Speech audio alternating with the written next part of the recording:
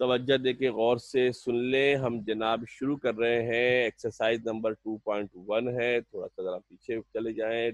2.1 हमारे पास जनाब एक्सरसाइज है। और जनाब तवज्जो दे के देख लें कि हमने क्या करना है इसके अंदर। क्वेश्चन नंबर जो हम कर चुके थे लास्ट क्लास में, उसके बाद से हमने आगे से शुरू करना है। ये हमारा डिस्टेंस फार्मूला है। क्वेश्चन नंबर 8 से हम शुरू करने जा रहे हैं। साबित करना है, प्रूफ करना है, शो दैट द पॉइंट्स, कौन से पॉइंट है मेरे बेटा, 6,5, 3,7 and 2,1 are the vertices of right angle triangle. शुरू में अगर आपको याद हो तो ये आपको बताया गया था कि राइट एंगल ट्राइंगल ऐसी ट्राइंगल को कहा जाता है जो पाइथागोरस थ्योरम को सेटिस्फाई करेगी। और पाइथागोरस थ्योरम कहती आपसे है कि हाइपोटेन्यूज का square is equal to base का स्क्वायर प्लस परपेंडिकुलर का square, where hypotenuse is the longest side. जो हाइपोटेन्यूज हमारे पास होती है जनाब वो लॉन्गेस्ट साइड होती है। क्या करेंगे, सबसे पहले तरीकेकार समझ ले। कोऑर्डिनेट ज्योमेट्री में जो भी पॉइंट्स गिवन होते हैं, first of all we have to name the points. हमको पॉइंट्स के नाम देने होते हैं। जो पॉइंट 6,5 था, 3,7 था, 2,1 था, हमने इनको नाम दे दिया। ए 6,5 है, बी 3,7 है, बी हमारे पास 3,7 है, और सी हमारे पास जनाब कौन है, सी हमारे पास 2,-1 हमारे पास जनाब सी। इन पॉइंट्स को हमने ये नाम दे दिया। अब यहाँ पर एक चीज बड़ी इंटरेस्टिंग सी है, मैं समझाने की कोशिश कर रहा हूँ, देख लेना। अगर समझ में आ जाए तो अच्छी बात है, नहीं समझ में आए तो कोई इशू इतना बड़ा है नहीं। अमूमी तौर पे इन सवालात में जब आपको पॉइंट दिए जाते हैं तो इस वक्त आपको तीन साइड होंगी ना। ट्रायंगल की बात करते हैं तो ट्रायंगल की तीन साइड होंगी, ए बी होगा, बी सी होगा और सी होगा। हमें कैसे पता चले कौन परपेंडिकुलर, कौन बेस, कौन हाइपोटेन्यूज? एक तरीका तो इसका मेरे बेटा ये होता है, एक तरीका तो इसका मेरे बेटा ये हमारे पास होता है, एक मेथड तो हमारे पास ये होता है कि हम क्या करें, तीनों साइडों की लेंथ निकाल लें। जो सबसे बड़ी साइड होगी, लॉन्गेस्ट साइड होगी, वो हाइपोटेन्यूज होगी।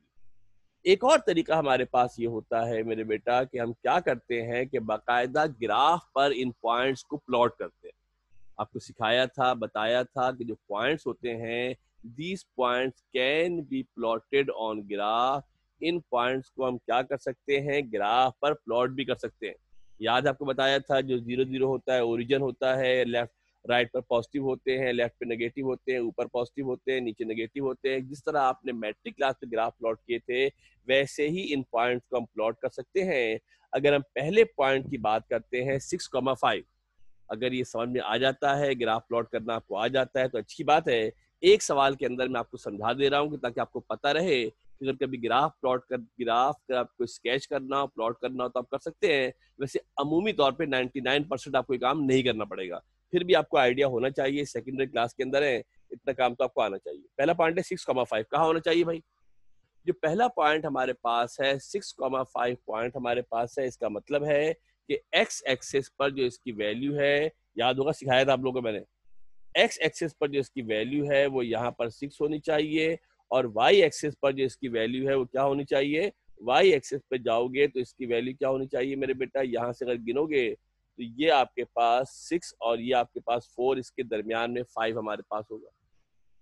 अगर हम पॉइंट को प्लॉट करने की कोशिश करें तो ग्राफ में पॉइंट कैसे प्लॉट होगा, ये वाला पॉइंट आपका हो जाएगा 6,5। This point will be 6,5। ये पॉइंट आपका 6,5 आपका जनाब ये पॉइंट हो जाएगा। इसको मिटा देते हैं, 6,5 हमारा पॉइंट हो गया है। और इसी तरीके से मेरे बेटा अगर हम दूसरे पॉइंट की बात करते हैं 3,7, तो ये पॉइंट क्या हो जाएगा, यहाँ से 3 आएगा और यहाँ से आपके पास 7 आएगा, तो ये पॉइंट 3,7 समवेयर यहाँ कहीं पर पॉइंट आपको लग जाएगा।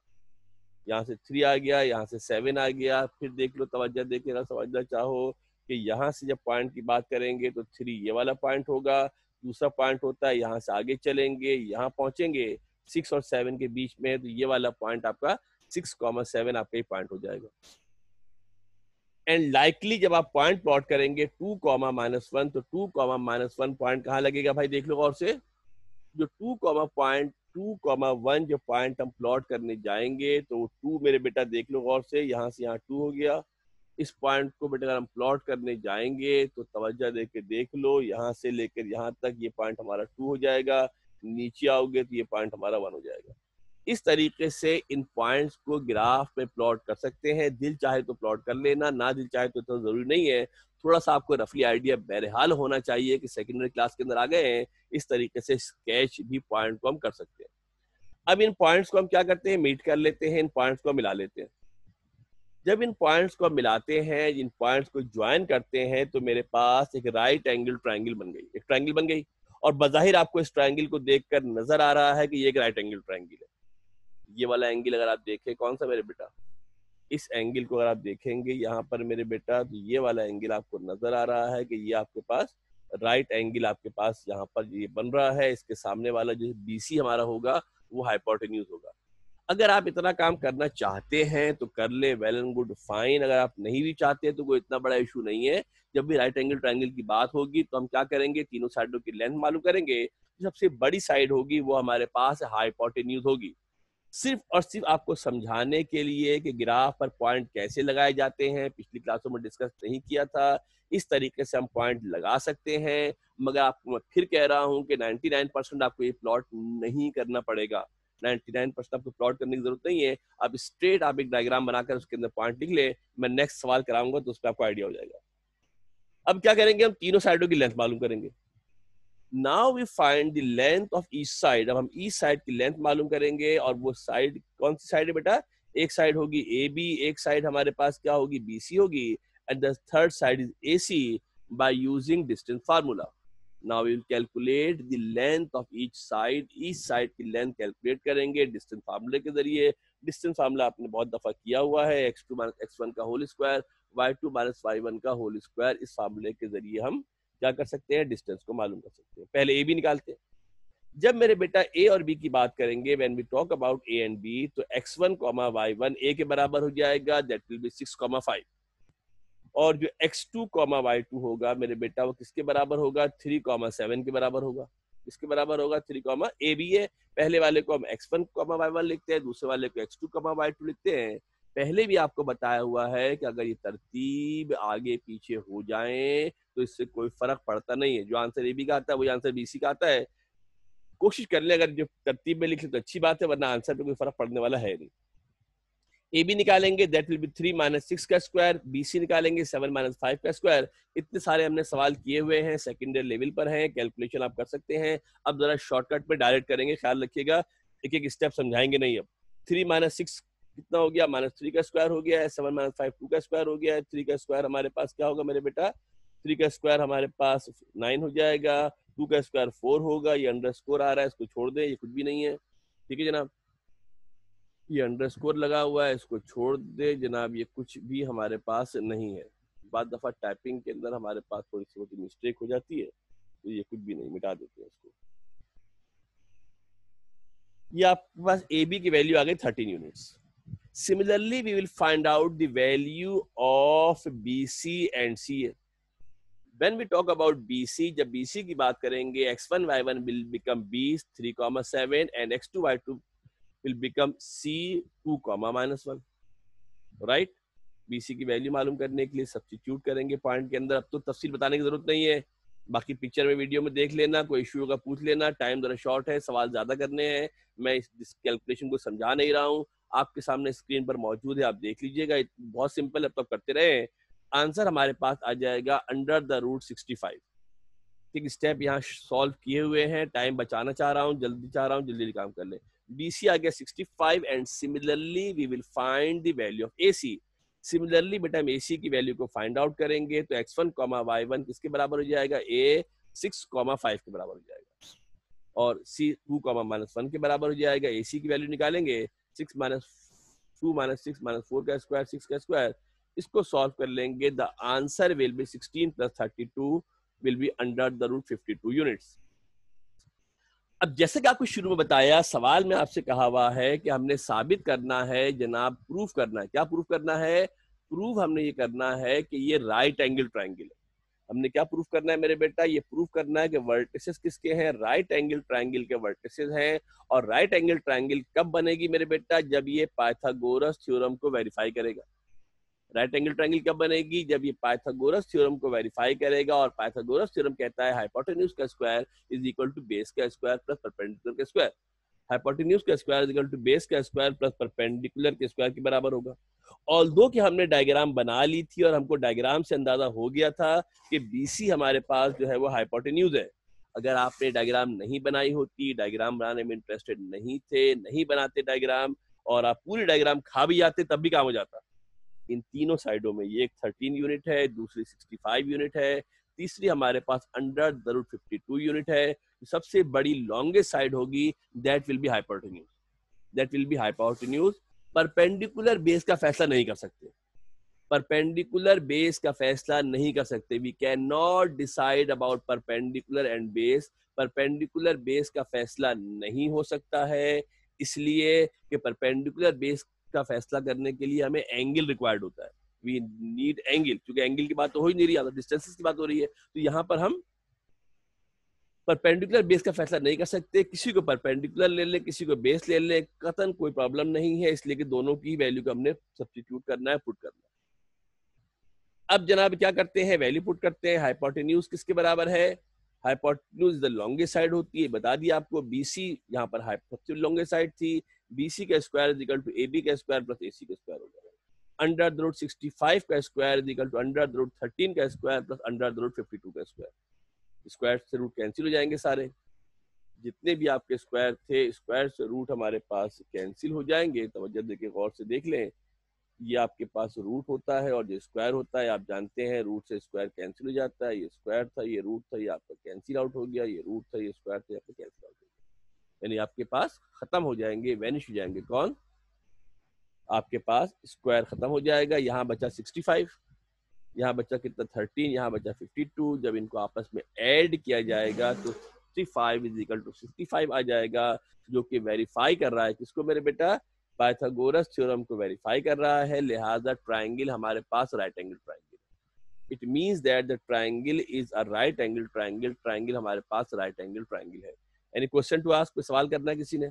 बिल्कुल सेम है, सारा काम डिस्टेंसेस को फाइंड आउट करना है। प्रॉपर्टीज अगर आपको याद हो तो मैं पिछली क्लासों में लिखवा चुका था। आगे जनाब बढ़ते हैं, नेक्स्ट क्लास के नेक्स्ट टॉपिक के ऊपर आते हैं, नेक्स्ट सवाल के ऊपर आते हैं। नेक्स्ट जनाब सवाल के ऊपर आते हैं। नेक्स्ट सवाल देखिएगा, नेक्स्ट सवाल बिल्कुल सेम है। Show that the point A1, -32, B7, -3, 7/2 and -4 और -3/2 are the vertices of right angle triangle. बिल्कुल वही सवाल है, एग्जैक्टली वही सवाल है। और इस मर्तबा जो वैल्यूज थी वो आपको फ्रैक्शन में दी हुई है। अब जानते हैं फ्रैक्शन देख के तो वैसी परेशानी शुरू हो जाती है कि फ्रैक्शन होगा तो कैसे सॉल्व करेंगे। तो ज्यादा परेशानी में, पैनिक में आने की जरूरत नहीं है। बिल्कुल आपके पास अब साइंटिफिक कैलकुलेटर मौजूद है, सब काम हो सकते हैं। यहाँ अगर आप गौर से देखो तो हमने डायरेक्ट डायग्राम बना दी है और हमने यहाँ पर बाकायदा कोई प्लॉटिंग नहीं की है। आपको प्लॉट करने की जरूरत भी नहीं है, प्लॉट करने की जरूरत भी नहीं है। तीनों डिस्टेंसेज हैं, ए बी बी सी सी ए हमने निकालना है, फाइंड आउट करना है। और तीनों डिस्टेंसेज अगर हमारे पास बड़ा वाला डिस्टेंस के जो स्क्वायर होगा वो दोनों के स्क्वायर के बराबर हो जाएगा, तो इसके मतलब है कि ये राइट एंगल ट्रायंगल हमारे पास वेरीफाई हो जाएगी। जब हमारे पास राइट एंगल ट्रायंगल हमारे पास जनाब ये वो वेरीफाई हो जाएगी। Consider right angle triangle ABC. एक राइट एंगल ट्रायंगल हमने एबीसी फर्ज कर ली है, वर्टिसेस को नाम दे दिया एबीसी, वर्टिसेस को नाम दे दिया हमने एबीसी। हमने वर्टिसेस का जनाब नाम जो है वो दे दिया, वर्टिसेस का नाम हमने जनाब जो है वो दे दिया है, एबीसी दे दिया है। डिस्टेंस फार्मूले का इस्तेमाल करेंगे और डिस्टेंसेस को मालूम करेंगे। बिल्कुल वैसी सवाल जैसे लास्ट टाइम किया है, बिल्कुल सेम सवाल है जैसे लास्ट टाइम किया है। The only difference is that कि यहाँ वैल्यूज हमारे पास फ्रैक्शन के अंदर है। इसको आप देख लीजिएगा। असूल कायदे कानून से क्लास से पढ़ा रहे होते तो होमवर्क में सवाल दे देते, फिर भी आपके लिए जनाब ये यहाँ मैंने सवाल सॉल्व कर दिया है। इसको आप देख लीजिएगा। ए बी का आंसर आ गया 2√2√5 यूनिट्स। इसको आप सॉल्व कर लीजिएगा। इस पूरे को सॉल्व करेंगे, कैलकुलेशन आपके सामने मौजूद है। अदरवाइज फिर भी प्रॉब्लम हो तो you can do it on calculator. Calculator पे आप सॉल्व कर सकते हैं, कैलकुलेटर पे आप जनाब आली जो वो सॉल्व कर सकते हैं। उसके बाद जनाब बीसी निकाल लेंगे। लाइकवाइज जिस तरीके से हमने ए बी निकाला था वैसे ही बीसी निकाला जाएगा, वैसे ही बीसी की वैल्यू फाइंड आउट की जाएगी। और जनाब वैसे ही क्या किया जाएगा, हम जो है वो वैल्यू फाइंड आउट करेंगे किसकी, एसी की वैल्यू को फाइंड आउट करेंगे, एसी की वैल्यू मालूम की जाएगी। BC निकाल लिया, जिस तरह BC निकाला था वैसे ही बेटा AC निकालेंगे। सारी कैलकुलेशन आपके सामने है, देख लीजिएगा, कॉपी में अपने हाथ से लिखेंगे तो मामला बहुत ज्यादा क्लियर हो जाएगा। अगेन चूंकि कहा जा रहा है कि राइट एंगल ट्रायंगल है, तो इसका मतलब क्या है कि पाइथागोरस थ्योरम को वेरीफाई करेगा। पाइथागोरस थ्योरम को वेरीफाई करने के मतलब है कि हाइपोटेन्यूज का स्क्वायर इक्वल टू बेस का स्क्वायर परपेंडिकुलर का स्क्वायर। यहाँ आप तवज्जो से देख ले, जो लॉन्गेस्ट साइड होती है वो हाइपोटेन्यूज होती है। ये 2√5 है, एक 5 है और एक सिर्फ 5 है, तो 5 सबसे बड़ी साइड है। इन तीनों में जो वैल्यू 5 है वो सबसे बड़ी है। अगर आप डायग्राम ना भी बनाना चाहे तो इशू नहीं है, डायग्राम ना भी बनाए या सवाल करने के बाद डायग्राम बना ले, वैल्यू देख के हम डिसाइड करेंगे, वैल्यू देख के डिसाइड करेंगे कि कौन इसमें से हाइपोटेन्यूज है। जब इसको सिंप्लीफाई करते हैं मेरे बेटा तो 25 इक्वल टू 25 आ जाता है, जो कि पाइथागोरस थ्योरम को वेरीफाई कर रहा है। इसका मतलब क्या हो गया कि ये ट्रायंगल हमारे पास क्या है, राइट एंगल ट्रायंगल हमारे पास। तो कैसी ट्रायंगल है बेटा हमारे पास, राइट एंगल ट्रायंगल हमारे पास मौजूद है। जल्दी जल्दी आगे बढ़ेंगे, स्विच करेंगे, नेक्स्ट सवाल पे आएंगे, इसलिए कि थोड़ी सी क्लासें हमारी शॉर्ट हो रही है, हम चाह रहे हैं थोड़ा सा कोर्स आगे बढ़ाएं। बिल्कुल सेम सवाल है, क्वेश्चन नंबर 10 है। इसके अंदर एक काम एक्स्ट्रा बढ़ा दिया है, prove that the vertices are vertices of isosceles right angle triangle. यानी सवाल के अंदर एक तो राइट एंगल ट्रायंगल भी प्रूव करना है और साथ में ये भी प्रूव करना है कि आइसोसेलेस है। हमने, अगर आपको याद हो तो, आइसोसेलेस ट्रायंगल पिछले सवाल में सॉल्व किया हुआ है। Isosceles triangle is a triangle in which two sides are equal. Isosceles triangle ऐसी ट्रायंगल होती है जिसमें हमारे पास दो साइड इक्वल होती हैं, और राइट एंगल ट्रायंगल वो होती है that will obey the Pythagoras theorem. तो क्या करेंगे बेटा, यहाँ पर काम सारा वही है, राइट एंगल ट्रायंगल प्रूफ करने जाएंगे और साथ में ये भी देखेंगे कि दो साइडें बराबर भी आ जाएंगी। दो साइडें हमारे पास क्या होंगी, इक्वल भी आ जाएंगी, बराबर भी आ जाएंगी। हमने ट्रायंगल बना लिया, इसके जनाब वर्टिसेस के नाम लिख लिए, रफली स्केच कर लेना, रफली स्केच कर लेना। स्केच ना भी करो तब भी कोई इशू नहीं है, डायग्राम हार्ड एंड फास्ट नहीं है, दिल चाहे तो बना देना, ना दिल चाहे तो ना बनाना। उसके बाद हमने क्या किया, इन पॉइंट्स को नाम दे दिए, पहले वाले को ए कह दिया, फिर बी कह दिया, फिर सी कह दिया, और डिस्टेंस फार्मूले के जरिए डिस्टेंसेस को फाइंड आउट करेंगे। ए बी की हमने लेंथ निकाली, 105 आ गई। ए बी की लेंथ निकाली, कितनी आ गई, 105 आ गई। अब बताने की जरूरत तो नहीं है, इतने सारे दफा किया हुआ, अब तो कर करके थक गए होंगे। इसी तरीके से मेरे बेटा क्या करोगे चंदा, BC की वैल्यू मालूम करोगे। जिस तरह AB फाइंड आउट किया था वैसे ही मेरे बेटा BC की वैल्यू फाइंड आउट करेंगे। BC की वैल्यू आ गई 52 यूनिट। सब कुछ सामने कैलकुलेशन मौजूद है, अपने हाथ से सॉल्व करना। ये अब दो और दो चार समझाने की जरूरत नहीं है आप लोगों को, मतलब सेकेंडरी के स्टूडेंट हो आप लोग। BC की वैल्यू आ गई, and similarly we will find the value of CA। जब CA की वैल्यू मालूम करेंगे तो x, y1 A के बराबर हो जाएगा, -1 4, x2, y2 3, 2 के बराबर हो जाएगा। इसको सिंप्लीफाई करेंगे, the answer will be under the root 52 units. जब इसको सॉल्व करेंगे तो आंसर क्या होगा, अंडर द रूट 52 यूनिट होगा। अब पहली बात क्या देख रहे हैं हम, दो साइडें बराबर आ गई। कौन कौन सी साइडें बराबर आ गई, दो साइडें हमारे पास मेरे बेटा बराबर आ गई हैं। कौन कौन सी साइडें बराबर आ गई बेटा, एक तो BC की वैल्यू आ गई 52 यूनिट्स, और जो AC था मेरे बेटा इसकी वैल्यू भी कितनी आ गई, जो AC था इसकी वैल्यू भी हमारे पास आ गई 52 यूनिट्स। दो साइडों की लेंथ बराबर आ गई है, दो साइडों की लेंथ बराबर आ गई है। It means that the triangle is an isosceles triangle.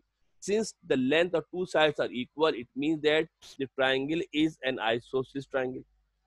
एक आधा काम तो हो गया, आधा काम तो हमारे पास हो गया है। Now we will verify the Pythagoras theorem that will hypotenuse का स्क्वायर इक्वल टू बेस का स्क्वायर परपेंडिकुलर का स्क्वायर। इसलिए कि हमने दो चीजें प्रूव करनी है। एक तो हमको क्या प्रूव करना है बेटा, एक तो हमको प्रूव करना है कि आइसोसेलेस ट्रायंगल है, और आइसोसेलेस ट्रायंगल के साथ हमको ये भी प्रूव करना है कि कौन सा ट्रायंगल है मेरे बेटा, आइसोसेलेस ट्रायंगल के साथ ये भी प्रूव करना है कि राइट एंगल ट्रायंगल भी है। और राइट एंगल ट्रायंगल क्या प्रूव होगा, राइट एंगल ट्रायंगल क्या प्रूव होगा, पाइथागोरस थ्योरम से प्रूव होगा। पाइथागोरस थ्योरम इस्तेमाल किया है, लॉन्गेस्ट साइड 104 है, अंडर द रूट 104 बड़ी साइड है, तो 104 का स्क्वायर इक्वल टू AC का स्क्वायर BC का स्क्वायर। इसको सिंप्लीफाई करेंगे, दोनों साइडें बराबर आ जाएंगी, लिहाजा ये मामला भी हमारा सेट हो गया कि ये राइट एंगल ट्रायंगल भी है। दोनों काम हमने वेरीफाई कर दिए हैं। दोनों काम कौन कौन से वेरीफाई कर दिए मेरे बेटा, दोनों काम कौन कौन से वेरीफाई कर दिए, हमने ये भी वेरीफाई कर दिया कि दो साइडें बराबर आ गई थी। इसका मतलब है कि आइसोसेलेस है। और जो पाइथागोरस थ्योरम था मेरे बेटा वो भी वेरीफाई हो गया है, पाइथागोरस थ्योरम वेरीफाई हो गया है। हाइपोटेन्यूज का स्क्वायर इक्वल टू बेस का स्क्वायर परपेंडिकुलर का स्क्वायर हो गया है, लिहाजा राइट एंगल ट्रायंगल भी प्रूव हमारे पास हो गई है। क्लियर है, कैलकुलेशन पे देख लीजिएगा, घर पे कॉपी में लिखोगे, घर पे कॉपी में लिखोगे तो मामला क्लियर होगा, वरना मामला जरा सा आउट हो जाएगा। Now we will switch to the next class. Next question. आज बहुत सारे सवाल कराने हैं, टेंशन मत देना, बहुत सारा काम हो जाएगा आज। आप लोगों को शिकायत है कि काम जरा लग रहा है कम हुआ है।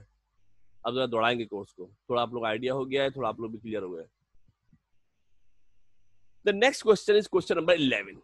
The next question is question number 11। जो नेक्स्ट हम सवाल करने जा रहे हैं ये हमारा क्वेश्चन नंबर मेरे बेटा 11 है, और इसमें हमको प्रूव करना है कि ये वर्टिसेस है पैरेललोग्राम का। किसके वर्टिसेस है मेरे बेटा? ये these are the vertices of parallelogram. Parallelogram के वर्टिसेस हैं, 4 वर्टिसेस गिवन हैं। चाहे तो ग्राफ प्लॉट कर सकते हैं, वरना ग्राफ प्लॉट ना करें। पॉइंट जब भी दिए जाते हैं कंटिन्यूटी में दिए जाते हैं। पॉइंट जब भी दिए जाते हैं कंटिन्यूटी में होंगे। पहला वाला ए होगा, दूसरा वाला बी होगा। पहले एक एच दिया हुआ होगा जिसको वर्टिसेस कहते हैं, पहले एक होगा, फिर दूसरा होगा, बी हमारे पास होगा, इसको नाम दे दिया हमने, ए बी सी हमने नाम दे दिए। फिर इसके बाद अगला वाला तीसरा होगा जनाब, कौन है? 2,-8,5 है, और उसके बाद चौथा है 2,-4। इस तरीके से ए बी सी डी तरतीब में करना, आगे पीछे नहीं करना। सवाल जब भी देंगे आपको, सवाल जब भी देंगे आपको, सवाल जब भी देंगे आपको, पॉइंट हमेशा तरतीब में देते हैं। पॉइंट हमेशा आपको तरतीब में पॉइंट दिए जाते हैं। साइकिल में पॉइंट आपको दिए जाते हैं। डायग्राम बनाना तब भी साइकिल के अंदर पॉइंट लिख लेना। हाँ, अगर बहुत ज्यादा फारिग बैठे हो, अच्छा पढ़ने का दिल चाह रहा है, समझने का लॉजिक है, इस तरह मैंने राइट एंगल ट्रायंगल में डायग्राम बनाई थी, आप वैसे ही उसको स्केच कर सकते हैं, तब भी आपको पैरेललोग्राम की शक्ल नजर आ जाएगी। अब पैरेललोग्राम होता क्या है? पैरेललोग्राम के अंदर क्या होता है मेरे बेटा कि अपोजिट साइड्स इक्वल होती है। क्या होती है अपोजिट साइड्स? जो हमारे पास अपोजिट साइड्स होती हैं वो अपोजिट साइड हमारे पास इक्वल होती हैं। यानी जो ये वाली साइड होगी, आमने सामने की 2 साइडें, ये दोनों साइडें बराबर होंगी। जो अपोजिट साइडें होंगी वो अपोजिट साइडें हमारे पास जनाब क्या होंगी? अपोजिट साइड्स हमारे पास बराबर होंगी। तवज्जो देके देख लें, जो आमने सामने की साइड थी, कौन सी साइड है मेरे बेटा? एक साइड ए बी है, एक साइड सी डी है, ये दोनों साइडें बराबर होंगी। और जो रिमेनिंग 2 साइडें, ये दोनों आपस से बराबर होंगी। कौन? एक बी सी है मेरे बेटा, दूसरी साइड कौन सी है चंदा? दूसरी साइड हमारे पास जो है वो ए डी है। ये दोनों साइडें बराबर होंगी। पैरेललोग्राम की एक कैरेक्टरिस्टिक होती है। In parallelogram opposite sides are equal but diagonals are not equal. यानी ए बी किसके बराबर है? जो ए बी की लेंथ है वो सी डी की लेंथ के बराबर होगी। ए बी की लेंथ सी डी की लेंथ के बराबर होगी। और बी सी की लेंथ, देखो यहाँ बताया बेटा मैंने, बी सी की लेंथ किसके बराबर होगी? ए डी के बराबर होगी। मगर जो डायगोनल है, कौन है बेटा? जो हमारे पास डायगोनल होते हैं, डायगोनल किसे कहते हैं पता है भाई? डायगोनल किसे कहते हैं? जो एक वर्टेक्स से अपोजिट कॉर्नर वाले पर लाइन जाके मिलती है, इसको डायगोनल कहते हैं। ये डायगोनल आपको लग रहा है बड़ा है, ये डायगोनल आपको तस्वीर से नजर आ रहा है कि ये डायगोनल आपके पास बड़ा है, इसकी लेंथ ज्यादा है। और अगर आप दूसरे वाले डायगोनल को देखते हैं तो ये डायगोनल आपको लग रहा है लेंथ में छोटा है। डायगोनल की लेंथ बराबर नहीं होती। अपोजिट साइड्स की लेंथ बराबर होगी, डायगोनल की लेंथ बराबर नहीं होगी। डायगोनल के मतलब क्या है? जो लेंथ एसी की आएगी वो लेंथ बीसी की, वो लेंथ बीडी की नहीं होगी, वो लेंथ बीडी की। यानी अब यहां पर हमको 6 डिस्टेंस निकालने हैं। What we have to do? What we have to do? We have to calculate. We have to calculate 6 distances. 1 नहीं, 2 नहीं, 3 नहीं, 4 नहीं, अभी तक 3 कर रहे थे ना बेटा, अब 6 आ गए। कौन सी 6 आ गए? एक ए बी निकालेंगे, एक सी डी निकालेंगे, एक बी सी निकालेंगे, एक ए डी निकालेंगे, एक ए सी निकालेंगे, एक बी डी निकालेंगे। जो इक्वेशन के मुताबिक कुछ बराबर होंगे, कुछ बराबर नहीं होंगे। जल्दी जल्दी शॉर्टकट में तेज से निकालेंगे, इसलिए कि आपको कैलकुलेशन करना तो माशाल्लाह आती है। Now we find the length by using distance formula. Distance formula के जरिए लेंथ मालूम करेंगे। जो फार्मूला इस्तेमाल करते हैं उसको मेंशन करते हैं। डिस्टेंस फार्मूला हमने मेंशन किया। ए बी की बेटा मैं बात कर रहा हूँ, ए बी की बात कर रहा हूँ तो x1, y1 क्या है, x2, y2 है, मौजूद है। ए बी मैंने लिखा और डायरेक्ट मैंने जरा शॉर्टकट पे करके आंसर निकाल दिया बेटा। ये सब कैलकुलेशन घर पे बैठ के तवज्जो से समझ के देख लेना, नहीं समझ में आया मुझसे पूछ लेना। इतना टाइम नहीं है कि मैं कि स्टेप आप लोगों का, छोटी क्लास के बच्चे तो हो नहीं यार कि मैं 2 और 2 4 और 4 और 3 7 सिखाऊं, तो इतना कर लोगे माशाल्लाह। ए बी निकाला हमने। Now similarly we have find C D. जब similarly we will find the value of C D. x1, y1 है, x2, y2 है। सी डी की वैल्यू हमने निकाल ली। सी डी की वैल्यू कितनी आ गई? 170। कैलकुलेटर से अपने हाथ से करना, कैलकुलेटर से खुद से परफॉर्म करना। जब से खुद से परफॉर्म नहीं करोगे कॉन्फिडेंस नहीं आएगा, जब तक खुद से परफॉर्म नहीं करोगे कॉन्फिडेंस नहीं आएगा। कॉपी के ऊपर काम तमाम के तमाम काम लिखे। x1 y1, अब क्या किया, बीसी निकाला। जब बीसी निकाला मेरे बेटा तो इसका आंसर आ गया under the root 101। Under the root 101 हमारे पास बीसी का आंसर आ गया है। पूरी कैलकुलेशन सामने की हुई है, कोई इश्यूज के अंदर नहीं आएगा। Similarly we will find the value of AD. जब एडी की बात करेंगे तो x1 y1 a के बराबर होगा, x2 y2 d के बराबर। ये मैंने कलर सारे अलग अलग कर दिए हैं, पहचानने में आइडेंटिफाई करने में आपको आसान हो जाएगा। एडी हमारे पास हो गया है। उसके बाद जनाब क्या कर रहे हैं हम, एसी निकालेंगे। ये देखो ये भी ये 117 आया। अच्छा, इसको सॉल्व करोगे तो इसका आंसर 101 आएगा। यहाँ थोड़ा टाइपिंग के अंदर मिस्टेक हुआ, ये देख ले। इसका जो आंसर हमारे पास आएगा ये 1017 नहीं आएगा, ये 1017 नहीं आएगा। ये आंसर जब सॉल्व करेंगे तो ये आंसर हमारे पास आएगा, इसको बता देते हैं। ये आंसर हमारे पास जनाब आएगा 100। 10 का स्क्वायर 100 होगा, 10 का स्क्वायर 100 होगा, 1 का स्क्वायर 1 होगा, तो ये हमारे पास 101 आएगा। ये आंसर हमारे पास जो आएगा ये 101 हमारे पास जनाब जो आंसर जो ये आ जाएगा। क्या देख रहे हो कि बीसी और एडी की वैल्यू बराबर आ गई। बीसी और एडी की वैल्यू हमारे पास इक्वल आ गई है, बराबर आ गई है। अब क्या करेंगे मेरे बेटा, एसी मालूम करेंगे। एसी मालूम करने के लिए x1 y1 निकाल लिया, x2 y2 रखा, एसी की वैल्यू पुट की, ये आंसर आ गया under the root 320। Under the root 320 हमारा आंसर आएगा। कैलकुलेटर से खुद से परफॉर्म करके देख लेना। फिर मेरे बेटा बीडी निकालेंगे। बीडी की जब वैल्यू निकालोगे बिल्कुल वैसी गिवन है मेरे बेटा, बीडी की वैल्यू निकालेंगे। बीडी का आंसर आ जाएगा अंडर द रूट 116। क्या देख रहे हैं, दोनों बराबर नहीं है बराबर नहीं है बराबर। जो एडी हमारा था, जो एसी हमारे पास है, बीडी है, ये दोनों डायगोनल है, इसके आंसर बराबर नहीं है। अब क्या देख रहे हैं, since A B is equal to C D is equal to 117, दोनों बराबर आ गए। A B is equal to C D is equal to 117, दोनों आंसर बराबर आ गए हैं। B C is equal to A D is equal to 105, ये दोनों आंसर बराबर आ गए।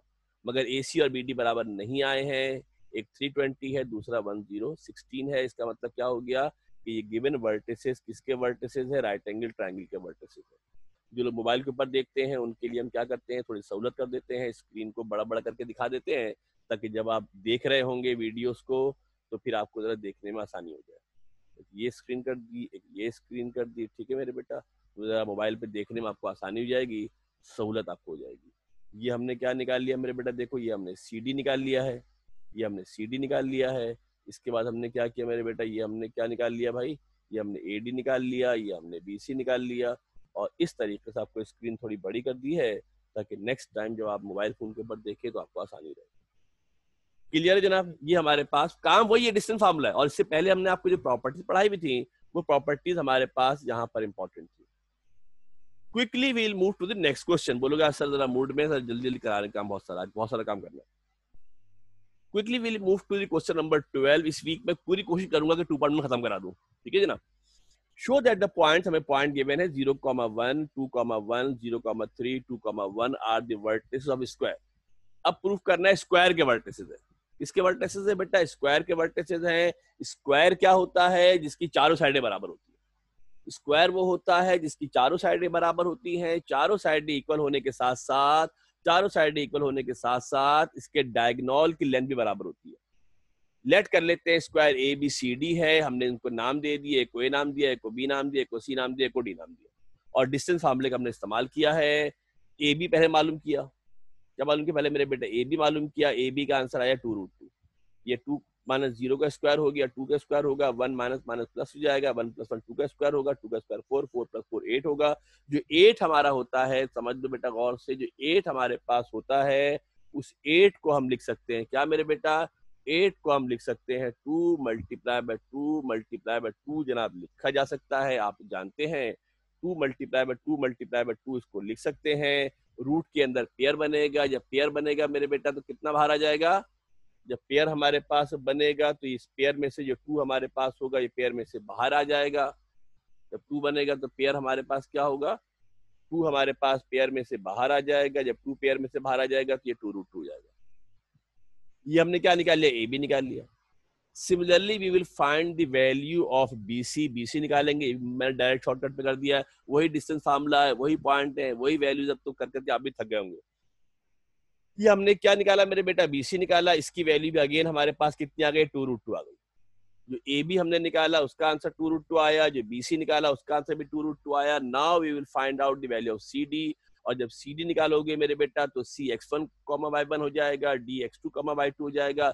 इसकी वैल्यू को फाइंड आउट करेंगे, CD की वैल्यू भी क्या आ जाएगी, 2√2 आ जाएगी। एंड लाइकली जो AD निकालेंगे, AD की वैल्यू भी क्या आ जाएगी मेरे पास, जो AD मेरे पास है उसकी वैल्यू भी क्या आएगी, 2√2 आ जाएगी। जो AD है उसकी वैल्यू भी क्या आ जाएगी, 2√2 उसकी वैल्यू आ जाएगी। चारों साइडें हमारे पास बराबर आ गई हैं, लिहाजा इसके मतलब क्या है, चारों साइडें हमारे पास इक्वल आ गई हैं, बराबर आ गई हैं।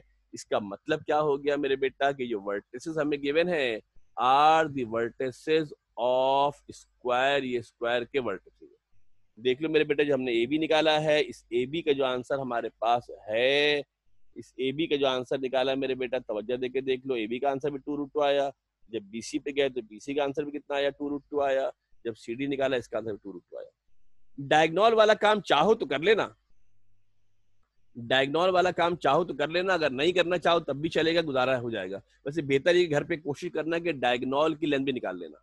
डायगोनल क्या होंगे मेरे बेटा आपके पास, जब मैं डायगोनल की बात करूंगा तो डायगोनल, एक डायगोनल ये होगा और एक डायगोनल आपका ये होगा। इन दोनों डायगोनल की लेंथ यानी किसकी मेरे बेटा, AC की और BD की वैल्यू निकालोगे तो आप इंटरेस्टिंगली देखोगे कि इन दोनों का आंसर ही बराबर आएगा।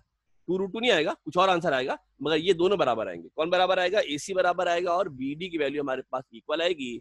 AC और BD की वैल्यू हमारे पास बराबर आ जाएगी।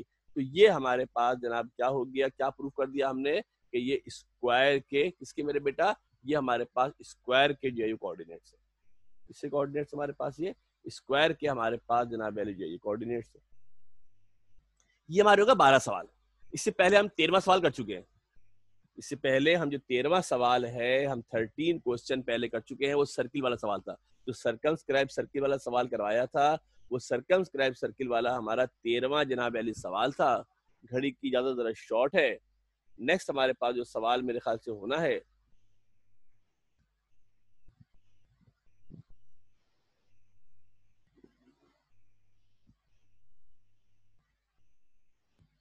यहाँ हमारे पास जो सवाल हमारे पास होना है, टाइम इतना नहीं है, काफी तवील किस्म का ये सवाल होगा, इसको हम नेक्स्ट क्लास पे डिस्कस करेंगे। अभी आप देख ले सूरत हाल हमारे पास जनाब क्या है, हमने कौन कौन से सवाल कर लिए हैं। स्क्रीन पे आपको जनाब सवाल जितने भी कराए हैं ना बेटा, सब नजर आ रहे हैं सवाल, इतने सारे सवाल हमने कर लिए हैं। ये कॉपी में लिखोगे ना, 2-2 पेज पे 3-3 पेज पे एक सवाल आएंगे, और आप स्क्रीन पे देखो तो 20 तो स्क्रीन है, 20 स्क्रीन करोगे तो 40 पेज तो सीधे सीधे हो गई है, जबकि पूरे सवाल नहीं है ये, मैंने कुछ स्लाइड ब्रेक कर लिए हैं, कुछ स्लाइड्स मैंने ब्रेक कर लिए हैं। कॉपी पे प्रॉपर रोज का रोज काम करते रहोगे तो मामला आसान रहेगा, रोज के रोज काम नहीं करोगे तो मामला जरा खराब हमारे पास हो जाएगा। ये वाला सवाल बेटा अगर आप देखो,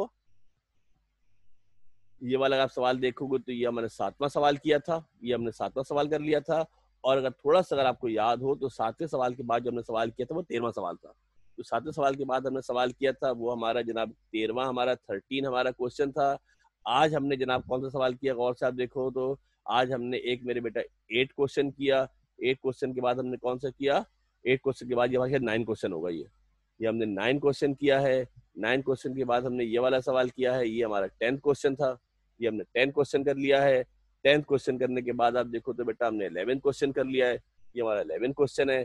11 क्वेश्चन करने के बाद अगर आप देखो मेरे बेटा तो हमने क्या किया है, शाबाश, 11 क्वेश्चन करने के बाद जो हमने ये वाला सवाल किया था, ये हमारा 10th हमारा जनाब वाली क्वेश्चन था, जिसमें हमने स्क्वायर हमने प्रूव किया था। अब इस एक्सरसाइज में अगर आप किताब खोल के देखेंगे, मेरे ख्याल में कोई 16-17 सवाल हैं, 2 या 3 सवाल हमारे पास रह गए हैं। वी आर क्वाइट होपफुल कि नेक्स्ट क्लास में इंशाअल्लाह ताला हम इसको मुकम्मल कर लेंगे। ताहा महमूद साहब कुछ कहना चाह रहे हैं? सर ये जो आपने सारी स्क्रीन दिखाई थी सवालों के, सर ये क्लासरूम में डाल दिएगा सारे सवाल। हाँ बिल्कुल डाल देंगे, परेशान मत है मेरे बेटा, डाल देंगे, बिल्कुल डाल देंगे, ठीक है जी। एनी मोर, किसी को सवाल करना हो मेरे बेटा, प्रॉपर रजिस्टर लाजमी मेंटेन करना, प्रॉपर रजिस्टर लाजमी मेंटेन करना। आपको अंदाजा नहीं है, मैं आपको फिर बता रहा हूँ, तवज्जो सुन ले गौर से, फिर बता रहा हूँ। चैप्टर नंबर 2, सिर्फ चैप्टर नंबर 2 और 3, सिर्फ चैप्टर नंबर 2 एंड 3 400 पेज के रजिस्टर में आएगा। चैप्टर नंबर 2 और चैप्टर नंबर 3 400 पेज के रजिस्टर में आएगा। अभी आप लिखो ना, अभी काम करने बैठोगे ना, 50-60 पेज का तो पता नहीं चलेगा। ये तो 2.1 है, 5 एक्सरसाइजेस, 5 एक्सरसाइजेस के अंदर, ठीक है जनाब। और जब चैप्टर 3 खोल के देखोगे, उस पर 25 सवाल है सिर्फ, और 25 सवाल के अंदर किसी सवाल के अंदर 10 पार्ट है, किसी के अंदर 7 पार्ट है, किसी के अंदर 8 पार्ट है। वो एक अलग कहानी है, ठीक है जनाब। तो टेंशन मत ले, हर काम आसान है, धीरे धीरे लेके चल रहे हैं। स्लो थोड़ा इसलिए रखा था कि कोऑर्डिनेट ज्योमेट्री आप लोगों ने फर्स्ट टाइम पढ़ने जा रहे हैं। मैं इसको अगर दौड़ा देता तो फिर आप लोग के लिए बड़ा जो कॉन्सेप्ट है वो आपके क्लियर नहीं हो पाते, इसलिए थोड़ा धीरे धीरे पढ़ाया है। तो आप जरा समझ के ध्यान से इसको देख लीजिएगा। क्लासरूम में जैसे ताहा साहब ने फरमाया जनाब, बिल्कुल डाल देंगे। बहुत सारा काम होता है, मैं मिस कर जाता हूँ ना बाज़ दफा, मुझे व्हाट्सएप पे याद दिला दिया करो।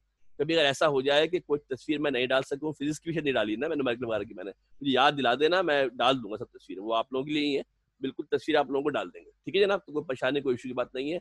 Time just less than a minute रह गया हमारे पास। नेक्स्ट क्लास में आएंगे, कल फिर क्लास हमारी है। जो आपकी क्लास वेडनेसडे को नहीं हुई थी, वो क्लास हमारी सैटरडे को होगी। मैं कोशिश ये करता हूँ, देखता हूँ, अगर ये